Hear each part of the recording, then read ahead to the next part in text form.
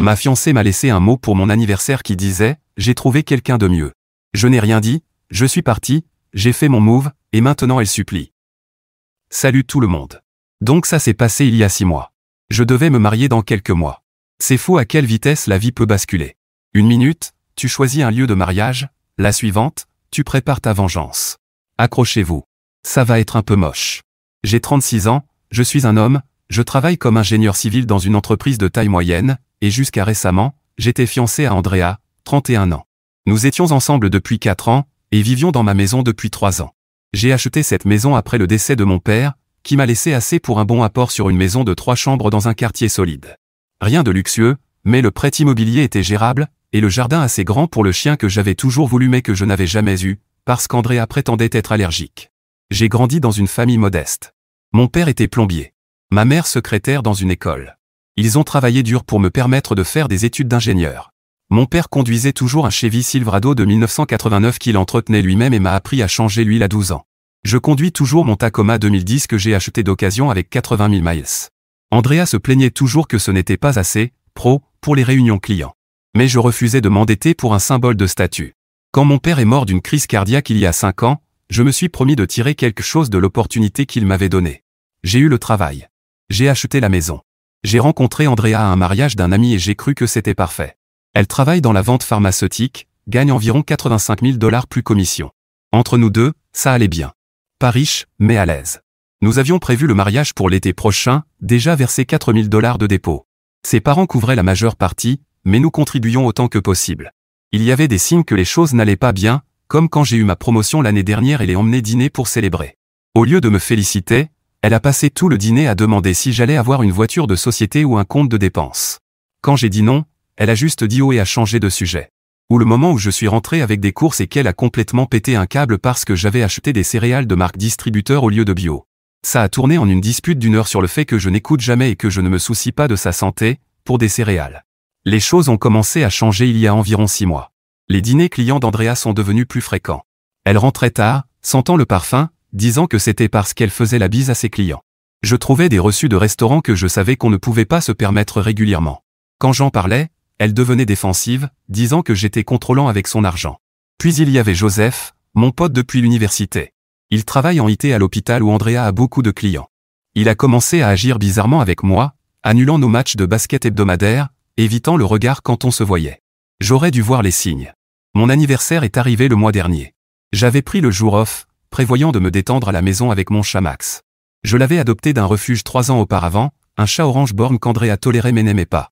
Max me suivait fidèlement depuis le jour où je l'ai ramené à la maison. Ce matin-là, pendant que je préparais le café, Andrea a fait un grand spectacle en me donnant une boîte emballée. « Ne l'ouvre pas avant ce soir », dit-elle, m'embrassant sur la joue rapidement. J'ai un dîner avec le directeur régional, mais je serai rentré à 10 h et on fêtera ça. J'ai hoché la tête et mis la boîte de côté. Un autre dîner. Peu importe. Vers 20 h, assis sur le canapé, Max ronronnant sur mes genoux, j'ai décidé d'ouvrir le paquet. Dedans, un sweat noir avec le logo de notre groupe préféré. Sympa. Il y avait une petite carte. Regarde dans la poche. J'ai mis la main dans la poche et tiré un morceau de papier plié. Pas un reçu cette fois, un mot d'adieu. Victor, je ne peux plus continuer. Le mariage, la maison, tout notre futur prévu, ce n'est pas ce que je veux. J'ai trouvé quelqu'un qui me fait sentir vivante à nouveau. Quand tu liras ceci, j'aurai déjà déménagé mes affaires essentielles. Je viendrai chercher le reste plus tard. Je suis désolé que ça se termine ainsi. Juste comme ça. 4 ans. Terminé en un mot dans la poche pour mon anniversaire. Je suis resté là, tenant ce mot pendant ce qui m'a semblé des heures, mais qui était probablement seulement quelques minutes. Mon esprit tournait, essayant de rassembler les signes que j'avais ignorés. Les soirées tardives, les voyages soudains pour le travail, la façon dont elle gardait son téléphone, comment elle commençait à se disputer pour rien, probablement pour justifier ce qu'elle faisait. Il y a juste 2 semaines, elle avait fait un commentaire indirect sur mon camion quand son collègue est arrivé dans une nouvelle BMW. Peut-être qu'un jour on passera à quelque chose de plus récent, avait-elle dit en riant, liant son bras au mien comme si c'était juste une blague. Son collègue avait souri, et je me sentais comme au lycée, jugé et trouvé insuffisant. J'ai appelé Andrea, directement sur la messagerie vocale, envoyé un texto, aucune réponse. Je suis allé dans notre chambre et ai remarqué la porte du placard ouverte. La moitié de ses vêtements avait disparu. Sa boîte à bijoux manquait. Je me suis assis sur le bord du lit. Max frottait contre ma jambe. Au moins quelqu'un dans cette maison était fidèle. J'ai ouvert un soda et me suis assis sur le canapé, regardant les murs. C'est là que je me suis souvenu de quelque chose, notre compte cloud partagé. J'ai pris mon ordinateur portable et me suis connecté. Jackpot. Andrea n'était pas exactement douée en tech. Elle ne s'était pas rendue compte que notre sauvegarde de photos se synchronisait automatiquement depuis son téléphone. Là, devant moi. Des dizaines de photos d'elle avec un gars. Grand, musclé, costume cher. Dans des restaurants.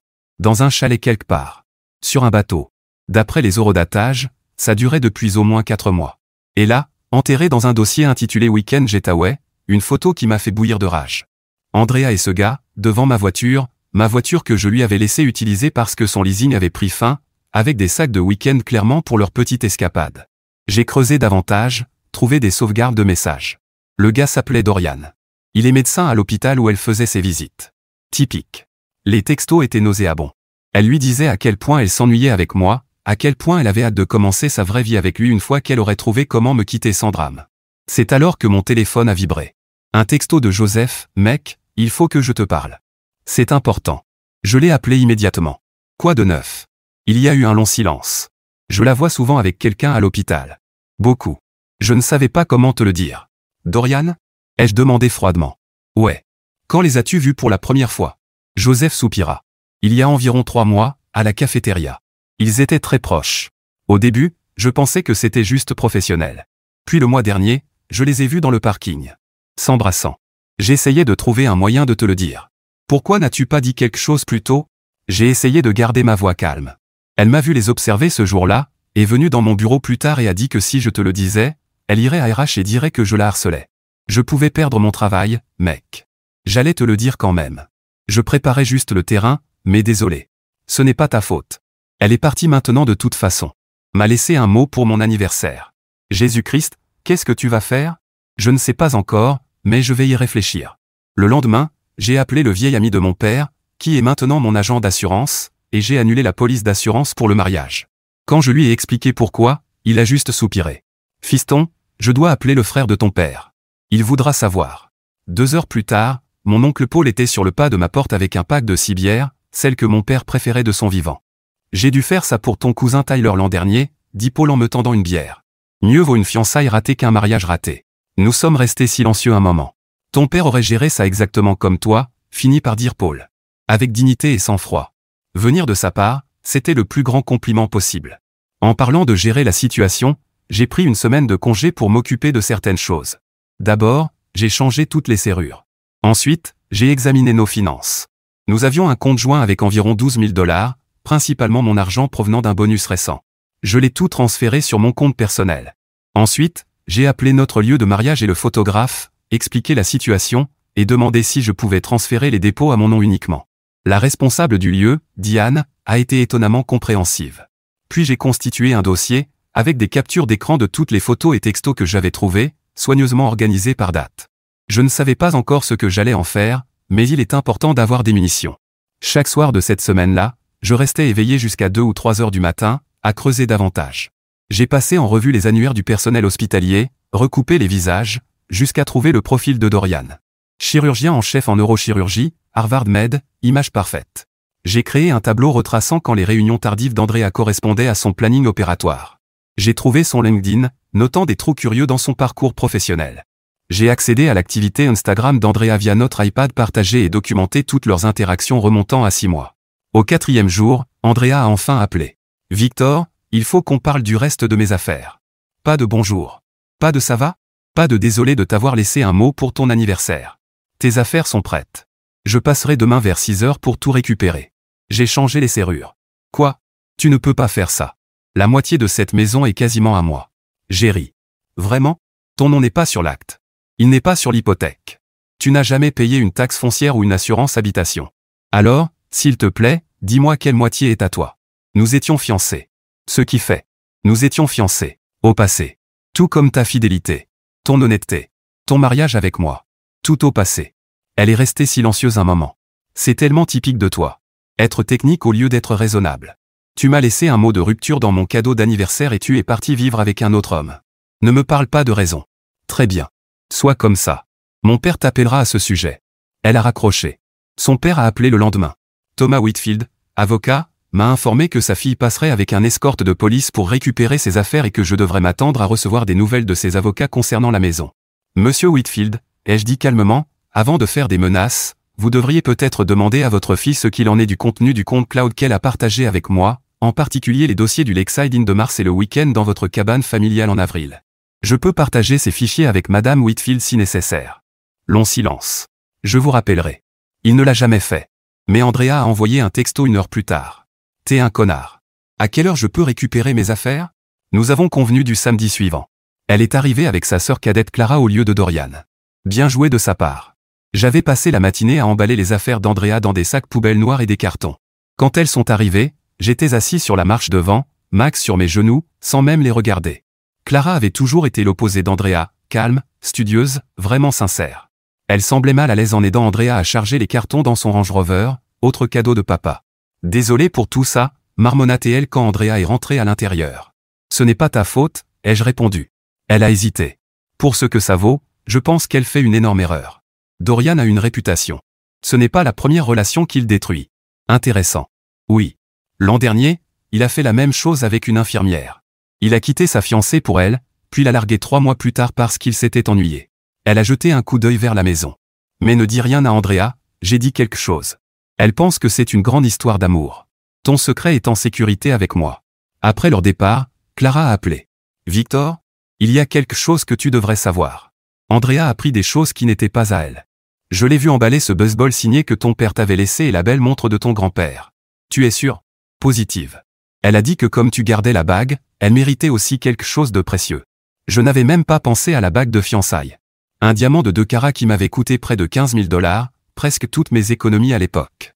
Après notre conversation, je me suis assis dans le vieux fauteuil inclinable de mon père, celui qu'Andrea avait toujours détesté et voulu jeter, et j'ai commencé à planifier mon prochain mouvement. Prendre mes héritages familiaux était la goutte d'eau. Ce n'était plus seulement une rupture compliquée. Je devais en savoir plus sur Dorian. Joseph était ma porte d'entrée, mais je devais faire attention à cause des menaces d'Andrea sur son travail. Nous nous sommes rencontrés dans un dîner loin de l'hôpital où personne ne pourrait nous reconnaître. Son nom complet est Dorian Chamberlain, a dit Joseph en me poussant un café. Neurochirurgien. Début quarantaine. Il gagne environ 800 000 $ par an. Divorcé 2 fois? 2 fois? Andrea, c'est ça? Joseph haussa les épaules. Je doute qu'elle s'en soucie. Tu devrais voir la voiture qu'il conduit, Maserati, costume sur mesure, tout le package. Je suis riche et important. L'hôpital doit l'adorer. C'est ça le problème. Il ne l'aime pas. Il est bon dans son travail, mais sur un fil avec l'administration. Il y a eu des plaintes sur sa manière de traiter les patients, comment il traite les infirmières, plus quelques rumeurs sur des médicaments dont je ne peux pas vraiment parler. Des médicaments? Joseph baissa la voix. Disons juste que certains médicaments disparaissent lors de ses gardes. Rien de prouvé. J'ai hoché la tête lentement. Autre chose que je devrais savoir? C'est alors que Joseph m'a parlé d'une infirmière nommée Stéphanie. Elle sortait avec Dorian auparavant. Elle travaille maintenant aux urgences, transférée après leur rupture. Selon lui, elle pourrait avoir des choses à raconter. Trouver Stéphanie n'a pas été difficile, annuaire de l'hôpital, un peu de recherche sur les réseaux sociaux. La faire parler était le vrai défi. Je me suis posté au café en face de l'hôpital et j'ai attendu 3 changements de garde avant de la repérer grâce à sa photo de profil. Trentaine avancée, blonde, l'air fatigué. Je l'ai abordé et lui ai demandé si nous pouvions parler. Dorian Chamberlain. Son visage s'est durci immédiatement. Je n'ai rien à dire sur ce crétin. Il est avec ma fiancée maintenant. Ou ex-fiancée. Ça a attiré son attention. Sérieusement? Laisse-moi deviner. Elle travaille à l'hôpital? Représentante commerciale? J'ai hoché la tête. Je m'en doutais. C'est son type. Des femmes qui l'admirent professionnellement. Ça les rend plus faciles à contrôler. Elle a attrapé son café. Écoute, je ne devrais pas parler de ça en public. Je veux juste comprendre à quoi j'ai affaire. Très bien. 5 minutes. Nous nous sommes assis à une table dans le coin. Elle m'a tout raconté. Comment Dorian l'avait poursuivi sans relâche alors qu'il était fiancé, lui avait promis de quitter sa fiancée, puis l'avait finalement fait. 3 mois plus tard, il devenait distant, contrôlant, commençait à l'accuser de tromperie quand elle travaillait tard. Quand elle l'a finalement confronté à propos de pilules qu'elle avait trouvées dans son casier, il l'a menacé de ruiner sa carrière d'infirmière si elle en parlait. Selon elle, l'homme était narcissique et possiblement accro. Mais il est protégé. Son père est au conseil d'administration de l'hôpital. Donc Andrea n'est que le dernier d'une longue série. Exactement. Il la bombarde d'amour au début, puis la jette quand il s'ennuie ou quand elle découvre quelque chose qu'elle ne devrait pas. Elle s'est penchée en avant. À ta place, je remercierais le ciel d'avoir esquivé cette balle. Ton ex t'a rendu service. Si tu veux vraiment toucher Dorian là où ça fait mal, concentre-toi sur sa réputation. C'est tout pour lui. Elle se leva pour partir. Bonne chance. Et fais-toi une faveur. Ne tente pas de la prévenir. Les gens comme ça doivent apprendre à la dure. Alors que Stéphanie s'éloignait, mon téléphone a vibré. Un texto de Thomas, rencontrons-nous demain, 14 h au Riverfront Café. Viens seul. Le père d'Andrea voulait me rencontrer.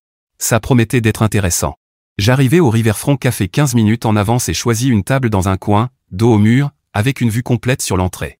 Thomas Whitfield était exactement ce à quoi on s'attend d'un avocat d'entreprise gagnant 7 chiffres, costume cher, cheveux argentés impeccables, posture confiante de quelqu'un habitué à intimider les gens. Sa démarche confiante vacilla lorsqu'il me vit déjà assis, le regardant approcher. Bien. Il n'a pas perdu de temps.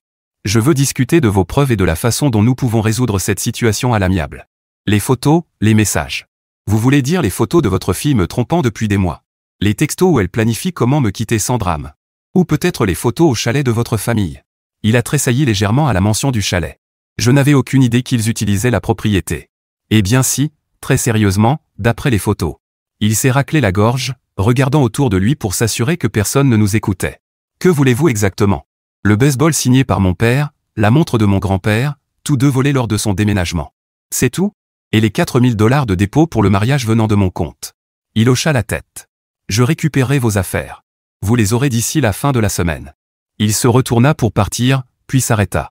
Pour ce que ça vaut, je n'approuve pas la façon dont elle a géré les choses. Sa mère et moi l'avons mieux élevée. Alors qu'il s'éloignait, je l'ai appelé. Une dernière chose.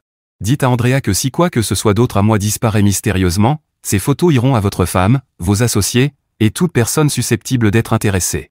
3 jours plus tard, un coursier a livré un colis à mon bureau. Le baseball, la montre et un chèque de 4 000 $. Pas de mots. Je n'en attendais pas. Ce soir-là, j'ai reçu un texto de Clara. On peut se voir? C'est important. Nous nous sommes rencontrés dans un bar tranquille du centre-ville. Clara avait l'air stressée, jouait nerveusement avec son verre. Qu'est-ce qu'il se passe? Demandai-je. Andrea ne sait pas que je suis là, mais je pensais que tu devrais savoir ce qu'il se passe. Elle est misérable. Ce n'est plus mon problème. Je sais. Mais Dorian montre déjà son vrai visage. Contrôlant. Jaloux. Il vérifie son téléphone. La questionne sur tous les clients masculins. La semaine dernière, il l'a surprise en venant à un dîner professionnel. Encore une fois, je ne vois pas en quoi ça me concerne. Clara soupira. Elle parle de quitter son travail parce qu'il n'aime pas qu'elle collabore avec des médecins hommes. Elle abandonne sa carrière pour ce type. Elle a fait une erreur. Une énorme, stupide erreur, trop fière pour l'admettre. Tu sais pourquoi elle a laissé ce mot dans ton cadeau d'anniversaire? Elle était trop lâche pour t'affronter. Elle savait que si elle devait te le dire en personne, elle pourrait ne pas le faire. Pourquoi me dis-tu tout ça? Parce qu'au fond, je sais que tu tenais à elle. Vraiment. Pas comme Dorian, qui ne voit en elle qu'un trophée. Elle hésita. Et parce que j'ai toujours pensé que tu méritais mieux que ce qu'elle t'a fait. J'apprécie ton attention, dis-je prudemment. Mais je passe à autre chose. Ma vie va bien, vraiment. Bien sûr, dit-elle rapidement, détournant le regard. Je voulais juste que tu sois au courant. Alors que nous finissions nos verres, je me demandais pourquoi Clara m'avait vraiment contacté. Était-ce juste pour sa sœur? Ou y avait-il quelque chose de plus? Dans tous les cas, mes idées bouillonnaient. Je me retrouvais avec des alliés inattendus, Joseph à l'hôpital, Stéphanie avec ses connaissances internes, et possiblement Clara, qui avait accès à la nouvelle vie d'Andrea, plus toutes les informations que Thomas pourrait partager pour éviter que sa femme découvre les photos du chalet. Au cours des semaines suivantes, j'ai mis mon plan en action. Il fallait de la patience, ce qui ne me posait pas de problème. J'avais maintenant tout le temps, n'ayant plus de mariage à planifier. Première étape, je me suis reconnecté avec Craig, un ami d'université qui travaillait maintenant pour le conseil médical de l'État. Au dîner, j'ai mentionné, de manière casuale, certaines préoccupations concernant un médecin que je connaissais et qui pourrait avoir des problèmes avec des prescriptions. Je ne te demande rien d'illégal, lui ai-je assuré. Je me demande juste quelle est la procédure si quelqu'un veut signaler un comportement suspect. Craig m'a expliqué que les plaintes étaient prises au sérieux, surtout celles impliquant des substances contrôlées, et déclenchaient un examen. Il m'a donné les détails pour déposer une plainte de manière anonyme. Assurez-vous juste que vos préoccupations sont légitimes, m'a-t-il averti. Les fausses accusations peuvent se retourner contre vous. Ensuite, j'ai rencontré Stéphanie de nouveau au dîner pour creuser le comportement douteux de Dorian. Au début, elle était silencieuse, mais après un moment, elle s'est ouverte. Il s'avère qu'elle avait trouvé de l'oxycodone qui ne lui avait pas été prescrite. Quand elle l'a confronté, il lui a raconté une histoire bidon, prétendant en avoir besoin pour une vieille blessure sportive, mais elle savait qu'il y avait beaucoup plus de pilules que nécessaire. Elle avait aussi remarqué des comportements étranges au travail. Parfois, il était hyper concentré et nerveux. D'autres fois, il disparaissait pendant une demi-heure et revenait totalement différent, plus calme, avec les pupilles très fines. Signe classique. Quand je lui ai demandé si elle ferait une déclaration officielle, elle a refusé immédiatement. Sa carrière était en jeu, mais elle a laissé entendre que si quelqu'un signalait la situation aux bonnes personnes, elle ne serait pas contre. Pendant ce temps, j'ai commencé à passer plus de temps avec Clara. Elle m'envoyait des textos avec des nouvelles sur la relation catastrophique d'Andrea avec Dorian, et nous prenions des cafés pour en parler. Lors d'une de ces rencontres, elle m'a dit que Dorian organisait une énorme pendaison de crémaillère. Andrea avait officiellement emménagé dans son manoir de 1 200 000 $ dans le quartier chic. Clara leva les yeux au ciel en me racontant comment Andrea voulait que tout le monde voie leur vie parfaite. Leur père y allait juste pour les pompes de l'hôpital, mais leur mère n'était pas de la partie. La dernière pièce du puzzle s'est mise en place quand Joseph m'a envoyé un texto. Dorian avait une chirurgie très médiatisée prévue le lundi suivant sa grande fête. La fille d'un sénateur, couverture médiatique, timing parfait. La veille de la fête, j'ai déposé une plainte anonyme auprès du conseil médical, détaillant mes préoccupations concernant le docteur Chamberlain, qui pourrait être sous l'influence pendant ses soins aux patients, avec des dates précises que Joseph m'avait aidé à identifier, quand l'inventaire des médicaments ne correspondait pas au registre d'utilisation. J'ai inclus juste assez de détails vérifiables pour déclencher un examen sérieux. Ensuite, j'ai contacté un pote qui travaillait dans la sécurité à l'hôpital, je lui ai glissé 200 $ pour qu'il me prévienne si quelque chose d'intéressant se produisait pendant les gardes de Dorian la semaine suivante. Je n'ai évidemment pas assisté à la fête, mais Clara m'a envoyé des photos toute la soirée. Andrea, parfaite en plastique dans une robe de créateur. Dorian jouant au chef d'orchestre parmi ses collègues. Le père d'Andrea en train de faire du charme au cadre de l'hôpital. Tout avait l'air impeccable, cher, enviable. C'était exactement ce que je voulais voir. Plus il montait haut, plus la chute serait dure. Le lundi après la fête, Dorian a pratiqué son opération très médiatisée comme prévu. Tout s'est passé parfaitement, en surface. Ce qui n'a pas été rapporté dans les médias, c'est qu'un test antidrogue aléatoire avait été ordonné pour tout le personnel chirurgical ce matin-là, dans le cadre d'une nouvelle politique de l'hôpital qui, mystérieusement, ne concernait que l'équipe de Dorian. Mon ami de la sécurité m'a envoyé un texto mardi matin, Dr. C a convoqué une réunion d'urgence avec l'administration. Il est reparti furieux. Mercredi, Joseph m'a signalé que Dorian était étrangement absent de l'hôpital. Vendredi, la rumeur enflait, Dorian avait été suspendu en attendant une enquête. J'ai attendu. La patience était la clé. Le mardi suivant, Clara m'a appelé paniquée. Victor, tout s'écroule. La licence de Dorian a été suspendue. Une histoire de drogue. Andrea est en train de péter un câble. C'est malheureux, dis-je d'une voix neutre. Comment elle gère ça? Elle est dans le déni. Elle répète que c'est une erreur, que quelqu'un essaie de le saboter. Clara marqua une pause. Elle a aussi découvert ses ex-fiancés. Pluriel. Il y en avait 3, pas 2. On dirait qu'elle a droit à un vrai réveil. C'est pire que ça. Le conseil d'administration de l'hôpital se réunit demain pour décider s'il résilie son contrat. Avec la suspension et l'enquête en cours, son assurance de responsabilité professionnelle menace de le lâcher. S'il perd son travail, il perd tout, conclus-je. Oui. Et Andrea est sur le bail maintenant, mais sur aucun de ses comptes. Elle a tout mis dans cette relation, a même utilisé ses économies pour meubler leur appartement. J'ai presque eu pitié. Presque. 2 jours plus tard, le couperet est tombé. Dorian a été licencié. L'enquête du conseil médical suivait son cours. Et selon Clara, il déraillait, accusant Andrea de sa malchance, buvant à outrance, devenant verbalement abusif. Elle le voit enfin tel qu'il est, m'a dit Clara autour d'un énième café. Mais elle est piégée. Elle a peur de partir parce qu'il devient instable, et elle n'a nulle part où aller de toute façon. Ton père a proposé de l'aider? Oui, mais elle est trop fière pour admettre qu'elle avait tort. J'ai hoché la tête d'un air compatissant, tandis qu'à l'intérieur je pensais, le karma, c'est une garce. Cette nuit-là, vers 2 heures du matin, ma sonnette a retenti sans arrêt. Grâce à ma nouvelle caméra de sécurité, j'ai vu Dorian tituber sur mon perron, visiblement ivre. Je n'ai pas répondu. Il a encore sonné, puis s'est mis à marteler la porte en hurlant de façon incohérente. J'ai calmement appelé la police, enregistré tout l'incident et déposé un rapport le lendemain matin. 3 jours plus tard, ma boîte aux lettres était endommagée. Le jour suivant, j'ai remarqué qu'un de mes pneus perdait lentement de l'air. Je n'ai pas réagi, j'ai simplement renforcé mon système de sécurité, ajouté des caméras couvrant toutes les entrées de ma maison et tout documenté méticuleusement. Le soir suivant, vers 21 h, ma sonnette a retenti. Je n'attendais personne. Quand j'ai vérifié la caméra de sécurité, j'ai vu Andrea sur le seuil, le maquillage coulant sur son visage. J'ai hésité à ne pas répondre, mais la curiosité l'a emporté. « Qu'est-ce que tu veux ?» demandai-je dans l'interphone. « Victor, s'il te plaît, j'ai besoin de te parler. Juste 5 minutes. » Contre mon meilleur jugement, j'ai ouvert la porte mais suis resté dans l'encadrement, bloquant l'entrée. Andrea avait l'air affreuse. « Tu avais raison, lâcha-t-elle. Surtout, Dorian n'est pas celui que je croyais. Il a menti sur tout, ses finances, son passé, même ses problèmes médicaux. Et en quoi cela me concerne exactement? J'ai fait une erreur horrible, la pire de ma vie, sa voix se brisa. J'avais tout avec toi, la stabilité, l'honnêteté, le véritable amour. Et j'ai tout jeté pourquoi? Un fantasme qui s'est effondré en quelques mois. Encore une fois, je ne vois pas en quoi c'est mon problème. J'ai besoin d'aide, Victor. Dorian perd tout. Sa licence pourrait être révoquée définitivement. Le condo étant saisi parce qu'apparemment il est endetté jusqu'au cou. Il boit constamment, devient effrayant. Hier soir, il m'a poussé contre un mur. On dirait que tu devrais appeler la police, pas ton ex. J'ai commencé à fermer la porte. Attends. Elle posa sa main sur la porte. Je n'ai nulle part où aller.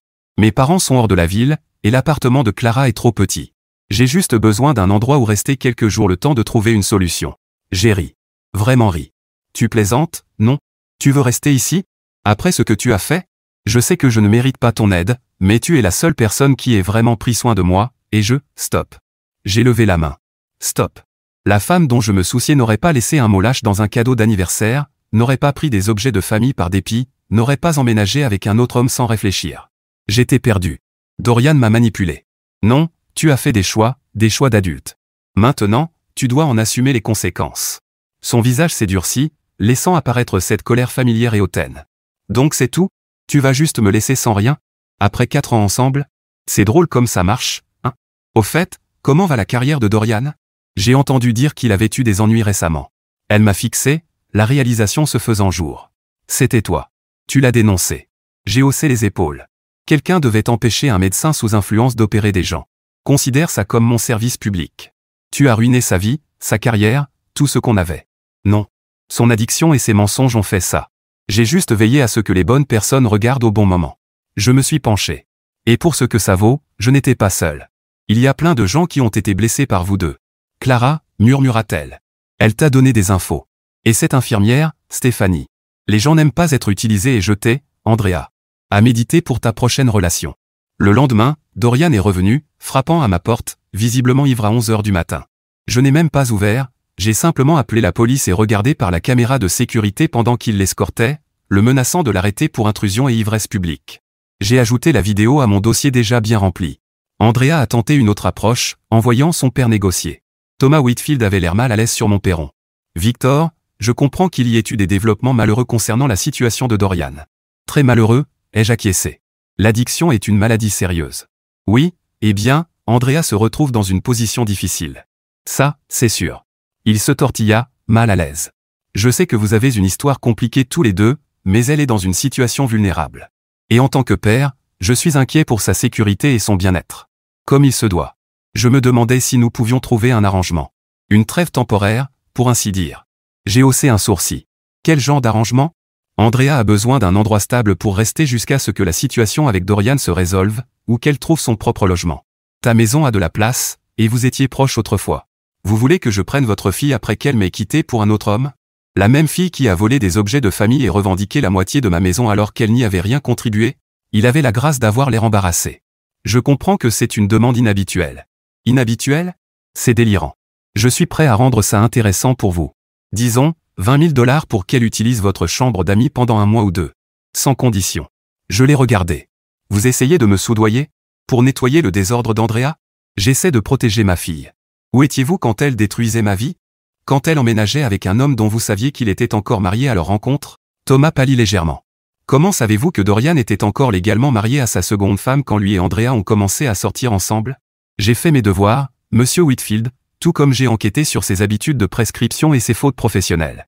Il resta silencieux un moment. Que voulez-vous, Victor? Rien de vous ou d'Andrea. Je veux juste qu'on me laisse tranquille pour reconstruire la vie que votre fille a détruite. Alors qu'il s'apprêtait à partir, j'ajoutai. Pour ce que ça vaut, Clara a essayé de la prévenir. Plusieurs fois. Peut-être devriez-vous commencer à écouter votre fille cadette. Elle semble être la seule dans votre famille à avoir une boussole morale. Les semaines suivantes ont été remplies de tentatives désespérées de contact. Andrea a envoyé des messages vocaux en pleurs. Dorian, lorsqu'il était sobre, a envoyé des textos menaçants que j'ai documentés et transmis à son avocat. Thomas a réessayé avec une offre plus élevée. 50 000 $ cette fois.